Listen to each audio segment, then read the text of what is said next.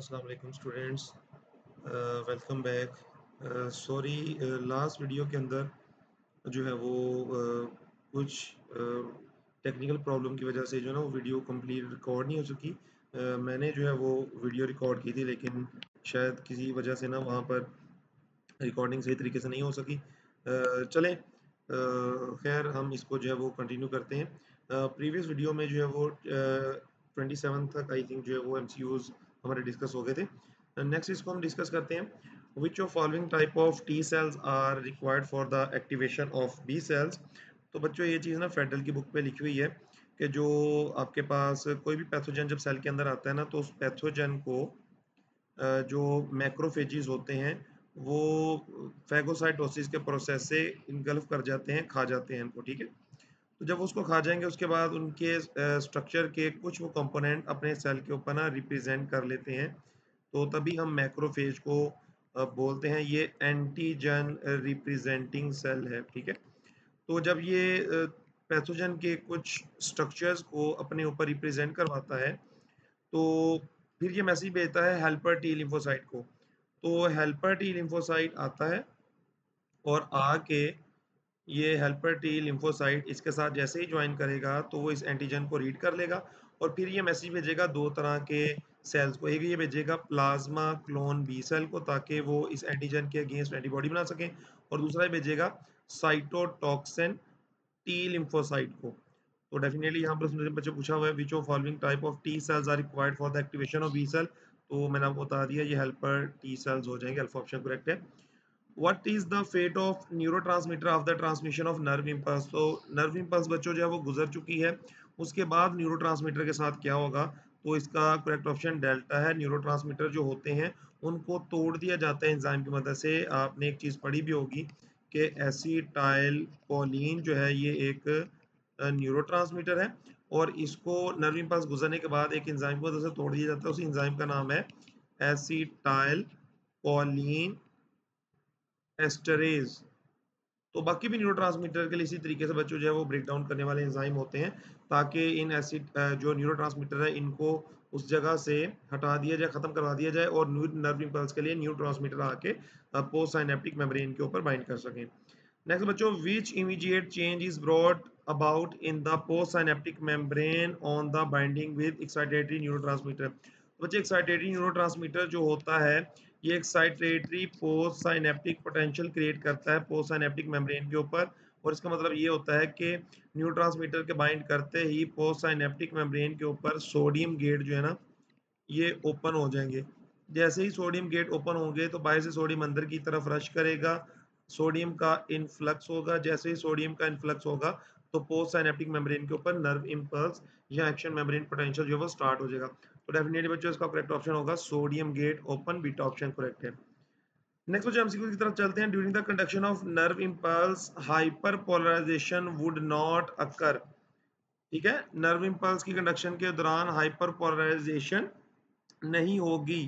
क्यों नहीं होगी? इफ, यहाँ पे जरा देखें अल्फा ऑप्शन है sodium gate did not close in time. तो बच्चों ये वाला ऑप्शन नहीं बनेगा, क्योंकि हाइपर पोलराइजेशन होती है due to the late close of potassium gate. ठीक है, बीटा ऑप्शन है potassium gate were not so lossy. तो बच्चों ये भी नहीं होगा।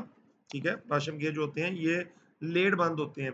तो चार्ली ऑप्शन है sodium potassium pump stopped working. अगर बच्चों सोडियम पोटाशियम पंप जो है वो काम करना छोड़ देंगे ना, तो हाइपर पोलराइजेशन वाली स्टेट रहेगी, और हाइपर पोलराइजेशन वाली स्टेट जो है ये कभी भी रिकवर होके पोलराइजेशन की तरफ नहीं जा सकेगी। ठीक है, तो बेसिकली हाइपर पोलराइजेशन से पोलराइजेशन करने के लिए जो चीज काम करती है ना सोडियम पोटेशियम पंप ही होती है।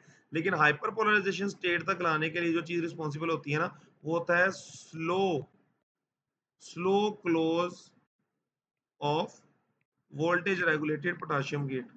ये इनकी वजह से होता है।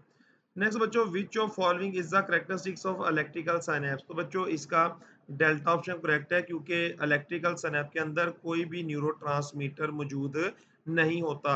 इलेक्ट्रिकल स्नैप जो होती है ये बेसिकली ब्रेन और हार्ट के अंदर पाई जाती है, और भी नर्वस सिस्टम में कुछ जगहों पर पाई जाती है जहां पर rapid transmission of nerve impulse required होती है। तो आप जहां यहाँ पर जरा देख सकते हैं कि post synaptic membrane pre synaptic membrane के साथ ये जरा देखें गैप जंक्शन की मदद से जुड़ी हुई है।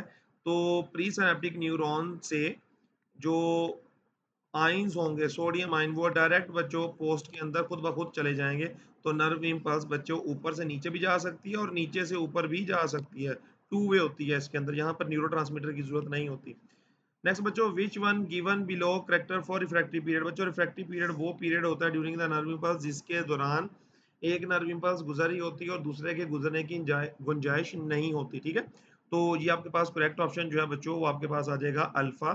Reversal of charges across neural membrane, basically neural membrane के अक्रॉस चार्जेस का रिवर्स हो रहा होता है। तो न्यू जो आपके पास नर्व इम्पल्स है वो थ्रेशोल्ड आएगा भी तो जनरेट नहीं होगा। तो ये जो ड्यूरेशन होता है इसको हम रीस्टोरिंग भी बोल सकते हैं, रिफ्रैक्टिव पीरियड भी बोल सकते हैं। नेक्स्ट बच्चों एमसीक्यूज है, during complex activity of flight bird require the coordination.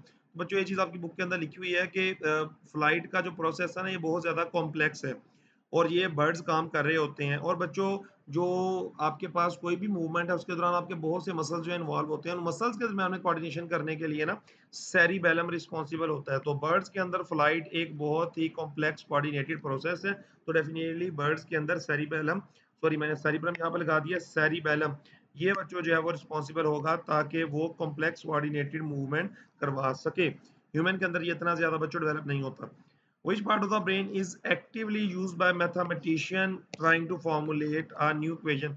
तो बच्चों ये चीज हमने पढ़ी हुई है कि थिंकिंग जो है इसका ताल्लुक होता है सेरिब्रम के साथ। तो बच्चों जो सेरिब्रम है इसके साथ थिंकिंग का ताल्लुक है। तो डेफिनेटली मैथमेटिशियन ने एक फार्मूला को जो है मैथमेटिशियन ने एक मैथमेटिकल फार्मूला को फॉर्मुलेट करना है तो वो थिंक करके उसको सोच समझ के बच्चों फॉर्मुलेट करेगा। तो सिंपली इसका बच्चों जो आंसर है ना वो यहाँ पर गिवन में से सेरिब्रम ही बनता है क्योंकि बाकियों का ताल्लुक थिंकिंग से है ही नहीं। और फिर बच्चों आपने बात याद रखनी है, सेरिब्रम के दो हिस्से होते हैं जिनको हम बोलते हैं सेरिब्रम हेमिस्फीयर जो कॉर्पस कैलोसम से आपस में जुड़े होते हैं। एक है राइट और एक है लेफ्ट। तो बच्चों जो राइट होता है इसका ताल्लुक होता है लैंग्वेज के साथ, मतलब जितने भी लोग लैंग्वेज के हवाले से इंटेलेक्चुअल होते हैं, पोइट्री करना, किसी चीज़ को लिखना, राइटिंग करना, तो वो वाला बच्चों काम जो होगा ना वो राइट साइड में हेमिस्फीयर वाले लोग जो होंगे जिनके अंदर ये अच्छे तरीके से डेवलप होगा वो कर रहे होंगे। और जिनके अंदर लेफ्ट बच्चे ज़्यादा अच्छे तरीके से डेवलप होगा ना तो वो लोगों की लॉजिक बहुत अच्छी होगी या उनका मैथ्स बहुत अच्छा होगा, ठीक है?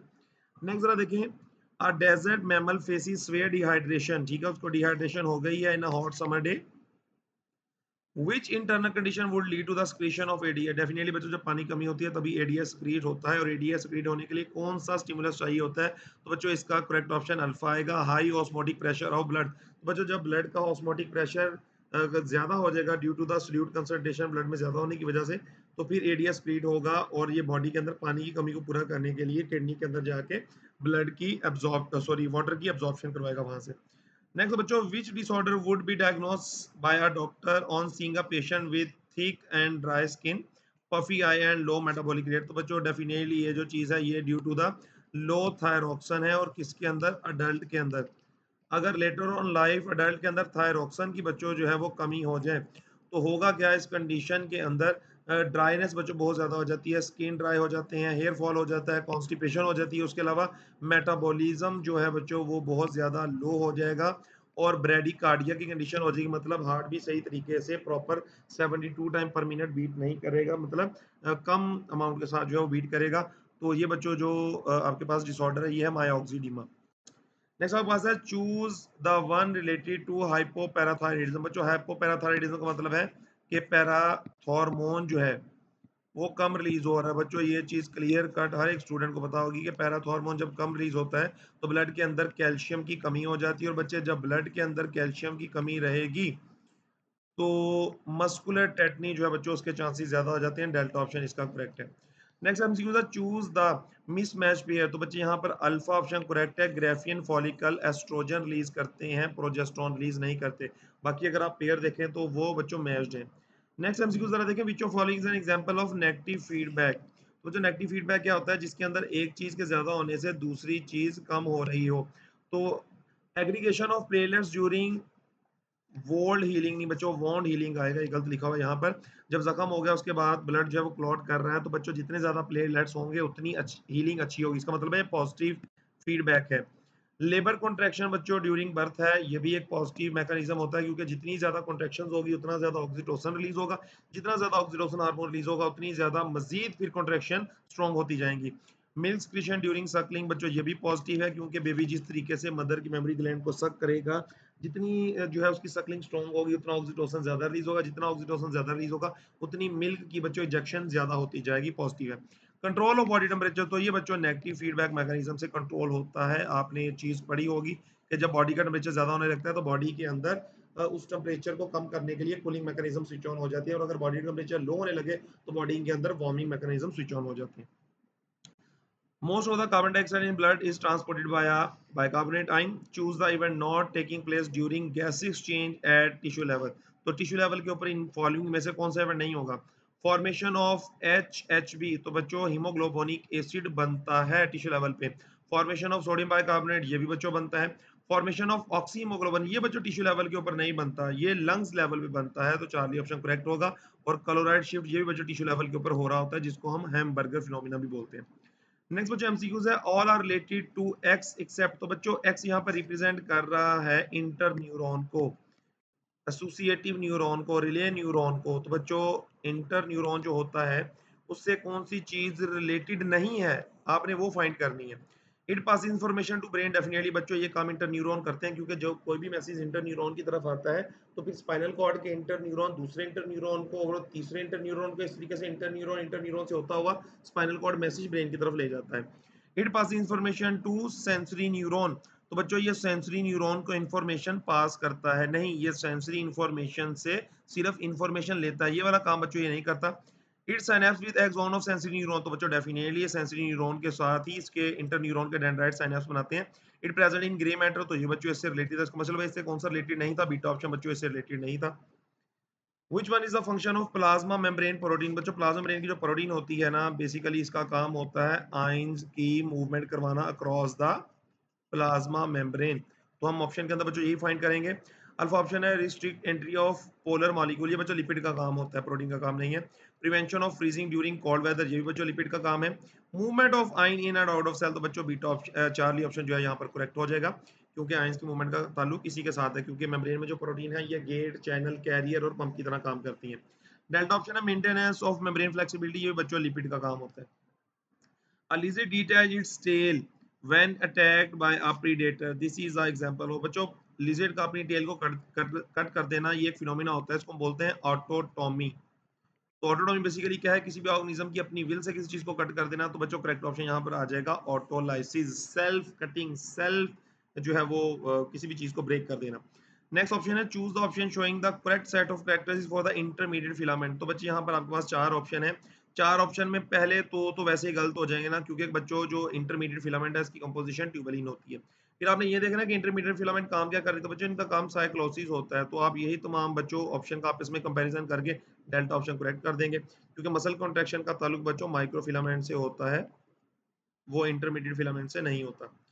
नेक्स्ट बच्चों आपके पास एमसीक्यूज है न्यूक्लियो प्रोटीन आर इन्वॉल्व तो बच्चों न्यूक्लियो प्रोटीन किसको बोलते हैं कि जब न्यूक्लिक एसिड डीएनए और आरएनए किसी प्रोटीन के इर्द गिर्द क्वाइल हो तो उसको हम न्यूक्लियो प्रोटीन बोलते हैं। आपके पास एग्जांपल बुक में जो दी गई है वो है न्यूक्लियो हिस्टोन की जो कि क्रोमोसोम के अंदर पाए जाते हैं। और बच्चे अगर हम न्यूक्लियो प्रोटीन का काम देखें ना तो न्यूक्लियो प्रोटीन का काम होता है जीन एक्सप्रेशन के अंदर हेल्प करना, ठीक है, जीन की रेगुलेशन में हेल्प करना और हेरिडेटरी मैसेज को एक जनरेशन से दूसरी जनरेशन के अंदर पास करना। तो फॉलोइंग ऑप्शन बच्चे अगर हम देखें तो बीटा ऑप्शन करेक्ट हो जाएगा क्योंकि passing hereditary information to next generation यही ये काम करते हैं। बाकी अगर आप देखें सेल टू सेल रिकॉग्निशन तो बच्चों ये ग्लाइकोलिपिड का काम है जो कि कॉन्जुगेटेड मॉलिक्यूल है। Ensuring fast speed of nerve impulse ये बच्चों माइलोशीज का काम होता है, वो भी ग्लाइकोलिपिड होती है। Acting as a cell surface marker बच्चों ये भी ग्लाइकोलिपिड का काम है, ठीक है। तो इनमें से जो न्यूक्लियर प्रोटीन का काम था वो बीटा है। If reproductive cycle of female start at 10th of July the ovulation in most likely to occur. तो बच्चों आपने एक बात याद रखनी है, जब रिप्रोडक्टिव साइकिल स्टार्ट होता है तो डे 14 के ऊपर, ठीक है ना, मतलब जो रिप्रोडक्टिव साइकिल है वो स्टार्ट हो गया तो डे 14 के ऊपर ओव्यूलेशन होगी। तो अब उसने आपको एक कंडीशन दी है कि फीमेल के अंदर 10th जुलाई को जो है वो रिप्रोडक्टिव साइकिल स्टार्ट हुआ है तो 14 दिन बाद इसके अंदर ओव्यूलेशन का प्रोसेस हो जाएगा। तो बच्चों आप 10 को 14 के अंदर प्लस कर दें तो इसका मतलब है 24 जुलाई को फीमेल के अंदर ओव्यूलेशन होगी। तो चार्ली ऑप्शन बच्चों करेक्ट हो जाएगा यहाँ पर। नेक्स्ट आपके पास है which of following would be produce as a result of reduction division. तो बच्चों रिडक्शन डिवीजन जो होती है ये म्योसिस 1 होती है और आप ये चीज ले सकते हैं म्योसिस 1 के नतीजे में यहाँ तो बच्चों सेकेंडरी स्पर्मेटोसाइट बनते हैं, यहाँ सेकेंडरी ओसाइट बनता है। तो फॉलोइंग ऑप्शन बच्चों डेल्टा ऑप्शन जो करेक्ट हो जाएगा secondary oocyte. What will be the probability of purple and terminal flower, ठीक है, in P plant F2 generation के अंदर वो आपसे पूछ रहा है, ठीक है। और फिर आपको ये भी बता रहा है कि अगर हमने क्रॉस करवाया पर्पल एक्सियल जो कि दोनों आपके पास ट्रेड डोमिनेंट हैं वाइट टर्मिनल के साथ, ये भी बच्चों आपके पास ट्रेड रिसेसिव हैं, तो ये दोनों पेरेंट प्लांट ट्रू ब्रीड है। तो फिर आपने F1 जनरेशन देखनी है, F2 देखनी है बच्चों। इसका सिंपल तरीका कार होता है, आपने करना क्या है, पर्पल आपने ट्रेड देखना है और टर्मिनल देखना है। पर्पल क्योंकि डोमिनेंट है, और डोमिनेंट बच्चे इंडिविजुअल अगर आप इवेंट लें तो 3/4 आता है, और रिसेसिव अगर आप इंडिविजुअल इवेंट लें तो 1/4 आता है। इनको आपने मल्टीप्लाई करवा देना है, और जो आपके पास जहाँ पर ज्वाइंट प्रोबेबिलिटी आ जाएगी तो वो 3/16 आ जाएगी। आपके पास जो ऑप्शन करेक्ट होगा बच्चों वो बीटा हो जाएगा। नेक्स्ट आपके पास है female carrier for haemophilia. Female कैसी है बच्चों, वो कैरियर है। यहाँ पर मैं एक पुनट स्केयर बनाऊंगा, साथ साथ आपको ये चीज मैं बताता जाऊंगा। फीमेल के बच्चों आप गमीट्स को यहाँ पर रख लें एक्स एक्स, क्योंकि हीमोफीलिया के लिए एलील होता है सेक्स क्रोमोसोम एक्स के ऊपर। फीमेल कैरियर है, एक एच कैपिटल एक स्मॉल आ जाएगा। उसकी शादी हुई है अफेक्टेड मेल के साथ, तो मेल के अंदर एक एक्स और एक वाई, और अफेक्ट के लिए स्मॉल एच आ जाएगा। फिर उसने पूछा what with the percentage of their son, सिर्फ सन की बच्चों आपने देखना है, पूरी प्रोजनी को नहीं देखना। तो यहाँ पर जरा देखें, प्रोजनी में पहले आपके पास क्या आ रही, फीमेल, और ये फीमेल कैरियर है। हमारा फीमेल के साथ ताल्लुक ही कोई नहीं है यहाँ पर क्वेश्चन के वाले से। तो बच्चे दूसरे के अंदर आपके पास यहाँ पर मेल आ रहा है, बिल्कुल नॉर्मल है। तीसरे के अंदर फीमेल आ रही है, और ये क्या है, हीमोफिलिक है। तो हमने फीमेल्स को तो बच्चों यहाँ पर देखना ही नहीं है, वैसे ही कट कर देनी है। यहाँ पर आ गया मेल और ये हीमोफिलिक है, तो दो सन के अंदर से एक अफेक्टेड है, तो बच्चों दो के अंदर से एक का होना 1/2, इसका मतलब है 50% चांस है कि मेल जो है वो इफेक्टेड होंगे। तो बच्चों ऑप्शन आपके पास यहाँ पर बीटा करेक्ट हो जाएगा। नेक्स्ट आपके पास है which of following is not related to ABO blood group system. तो बच्चों हम देखते हैं जो एबीओ ब्लड ग्रुप सिस्टम से रिलेटेड नहीं होगा। It's an example of multiple allele, ये बच्चों रिलेटेड है। IA and IB are codominant, ये भी रिलेटेड है। Small I does not produce for any antigen, ये भी रिलेटेड है।